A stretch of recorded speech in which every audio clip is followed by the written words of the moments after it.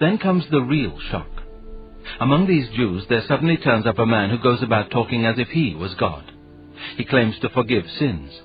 He says he has always existed. He says he is coming to judge the world at the end of time. Now, let us get this clear.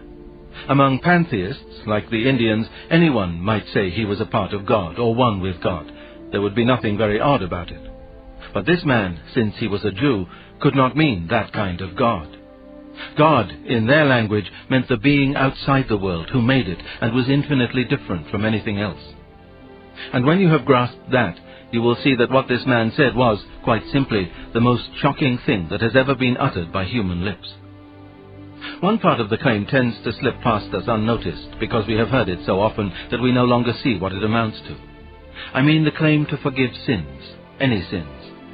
Now, unless the speaker is God, this is really so preposterous as to be comic. We can all understand how a man forgives offences against himself. You tread on my toe and I forgive you. You steal my money and I forgive you.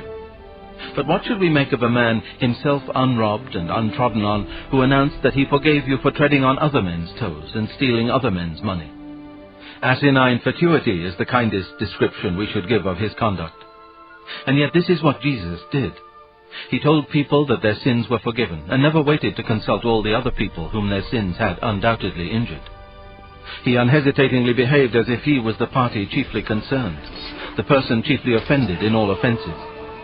Now this makes sense only if he really was the God whose laws are broken and whose love is wounded in every sin.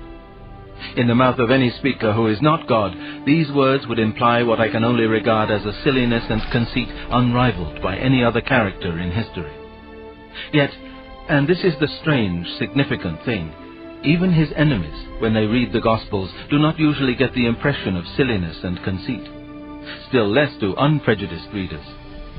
Christ says that he is humble and meek, and we believe him, not noticing that, if he were merely a man, humility and meekness are the very last characteristics we could attribute to some of his sayings.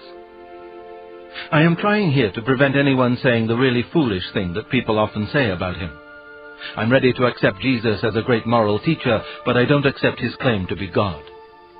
That is the one thing we must not say. A man who was merely a man and said the sort of things Jesus said would not be a great moral teacher. He would either be a lunatic, on a level with the man who says he is a poached egg, or else he would be the devil of hell. You must make your choice. Either this man was and is the Son of God, or else a madman or something worse.